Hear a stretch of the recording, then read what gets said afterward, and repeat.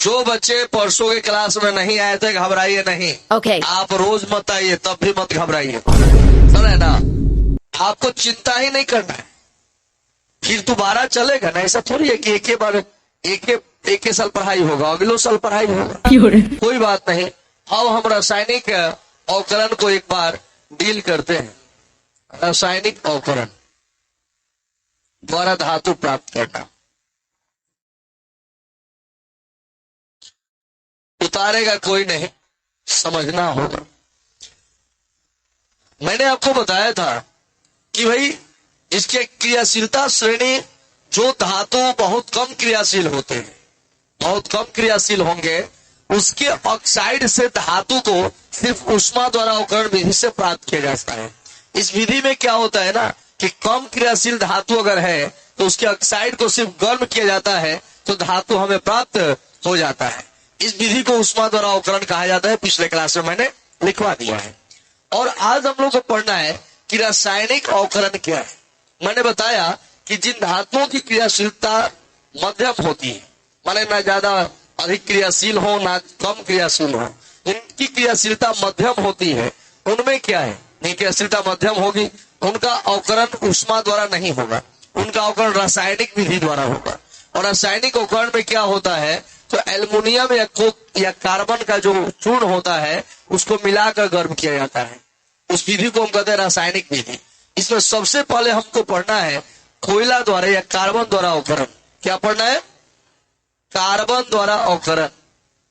Carbon द्वारा अवकरण मैंने पिछले क्लास में इसको आपको समझाया था पूरा अवकलन। हमें लगता है कि उसको एक प्रैक्टिकल के द्वारा भी मैंने बताया था, क्रोमियम का निष्कर्षण, है ना। एक बार और समझा देते हैं इसको। देखो, कार्बन द्वारा अवकरण किसके द्वारा होता है? कार्बन द्वारा अवकरण किसके कैसे होता है? तो जो धातु मध्यम क्रियाशील है, मीडियम में उसका क्रियाशीलता है, ना ज्यादा अधिक एक्टिव है ना ज्यादा कम एक्टिव है, उसको क्या करते हैं कि कोक या कोयला के चूर्ण के साथ मिला देते हैं और उसको क्या करते हैं, गर्म करते हैं।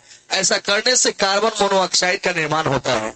यह कार्बन मोनोऑक्साइड कार्बन के ऑक्साइड को जो होता है, जो धातु के ऑक्साइड होता है, उसको धातु में बदल देता है। स्वयं कोक या कोयला भी धातु के ऑक्साइड को धातु के रूप में अवकरित कर देते हैं। इस विधि को कार्बन द्वारा अवकरण कहते हैं। ठीक है। अब दूसरा आता है एल्यूमिनोथर्मिक विधि, एल्युमिनियम द्वारा अवकरण।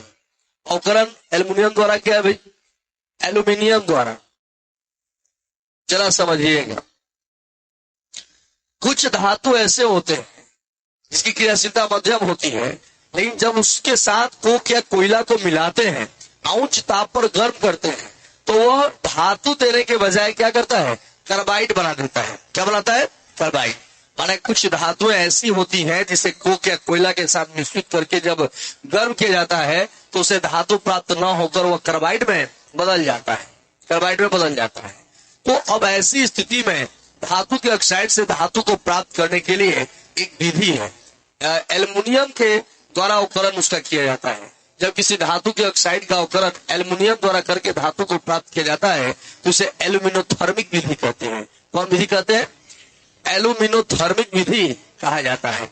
और इस विधि से जो है क्रोमियम धातु को प्राप्त किया जाता है। कौन धातु को? क्रोमियम धातु को। शायद मैंने इसके बारे में आपको बताया था। क्या होता है ना कि क्रोमियम धातु को कैसे प्राप्त करें? क्रोमियम धातु को प्राप्त करना,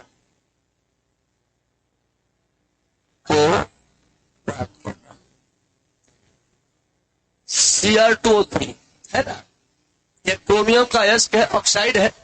इस क्रोमियम के ऑक्साइड से हमें क्रोमियम धातु को प्राप्त करना है।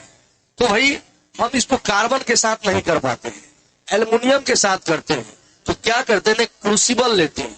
क्या लेते हैं? एक क्रूसिबल लिया जाता है और इस क्रूसिबल में Cr2O3 और एल्युमिनियम का चूर्ण रख दिया जाता है।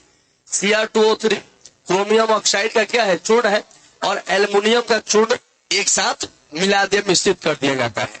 अब क्या होता है, इस मिश्रण के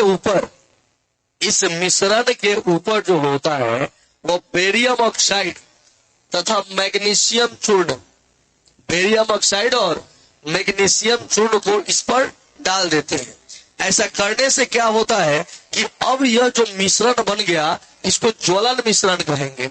क्या कहेंगे? यह मिश्रण ज्वलन इसलिए कहेंगे कि इतना खतरनाक हो जाएगा कि इसमें बहुत जल्दी ही आग लग जाएगा, विस्फोटक बन गया समझ लीजिए। आपने पहले क्या किया, क्रोमियम के ऑक्साइड के चूर्ण के साथ एल्युमिनियम के चूर्ण को डाल दिया और उस मिश्रण के ऊपर बेरियम ऑक्साइड और मैग्नीशियम का चूर्ण डाल दिया ना, और फिर क्या किया गया कि अब यह मिश्रण का नाम हो गया क्या, ज्वलन मिश्रण। अब इसमें जो है मैग्नीशियम का फीता डाला गया, मैग्नीशियम का फीता डाला गया और इसमें आग लगा दिया गया। ऐसा करने से यह फीता के द्वारा आग यहाँ मिश्रण तक पहुंच गया। अब मिश्रण के पास पहुंचा तो मिश्रण तो ज्वलन मिश्रण था, तुरंत ही इसमें तेजी से आग लग गया और इतना टेम्परेचर इसका बढ़ गया, बहुत ज्यादा टेम्परेचर बढ़ गया और उच्च टेम्परेचर में यह क्रोमियम का जो ऑक्साइड है वह एल्युमिनियम से अभिक्रिया करता है और एल्युमिनियम से अभिक्रिया करके यह जो है Al2O3 अलग हो जाता है और यहाँ जो है वो क्रोमियम मिल जाता है। मतलब यह है कि एल्युमिनियम इसे अवकृत कर देता है, ऑक्सीजन इसे हटा देता है और इसे क्रोमियम धातु प्रदान कर देता है और इस तरह से इस विधि को कहते हैं एल्यूमिनोथर्मिक विधि। क्या कहते हैं? माने एल्युमिनियम द्वारा, एल्युमिनियम के सहायता से जो है वह किसी धातु के ऑक्साइड से धातु को प्राप्त करने की विधि जो है वह क्या है, एल्यूमिनोथर्मिक विधि है ना।